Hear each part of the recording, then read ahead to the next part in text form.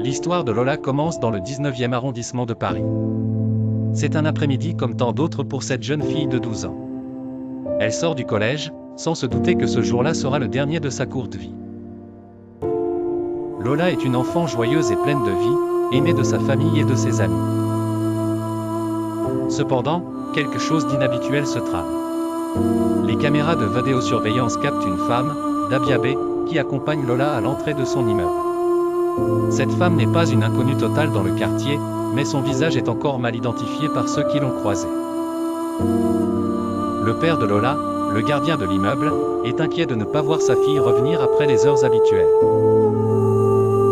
Alors que le stress monte, il décide de visionner les enregistrements. L'angoisse serrant son cœur, il observe la scène terrible, Lola monte avec une étrangère. Puis, il la voit sortir quelques instants plus tard, seule, traînant une lourde malle. La découverte macabre s'ensuit rapidement. Le corps de Lola est retrouvé, sans vie, dans cette même malle, caché dans la cour de son immeuble, le même endroit qui devait être un havre de sécurité pour elle. C'est le choc. La douleur incommensurable d'une famille, la stupeur d'une communauté, l'émoi d'un pays tout entier.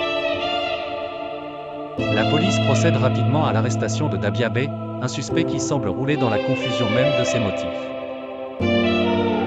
Ses déclarations en garde à vue sont un mélange désordonné d'incohérences et de contradictions. Le mobile de cet acte inqualifiable demeure évanescent, pas de vol, aucune vengeance personnelle apparente. Une seule issue tragique, une logique qui échappe tant au sens commun qu'aux experts.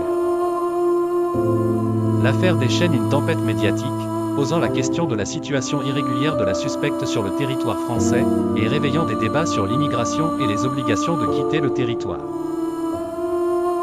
Mais, au-delà des polémiques, c'est la détresse humaine qu'on retient. La vie de Lola, interrompue brutalement par un geste inhumain, devient un symbole muet de l'innocence durement perdue.